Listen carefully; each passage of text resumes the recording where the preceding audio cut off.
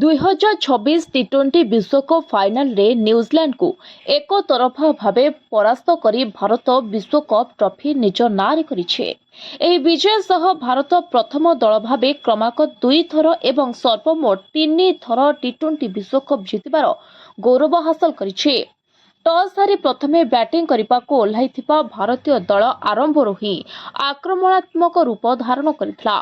Opener Abhishek Sharma एवं संजू सैमसन क्वी bowler को निर्धूम प्रहार करथिले। अभिषेक मात्र 18 बॉल रे निजर अर्धशतक पूरण करथिबा बेले संजू सैमसन 89 रन रो एक विस्फोरक इनिंग्स खेलिथिले। एहा सह ईशान किशन को 54 रन एवं शेष आड़कू शिवम दुबे 8 बॉल रे 26 रन रो कैमियो बल रे भारत निर्धारित 20 ओवर 5 विकेट हराई 255 रन संग्रह करथिला। तेबे टी20 विश्वकप फाइनल इतिहास रे एहा सर्वाधिक दलगत स्कोर।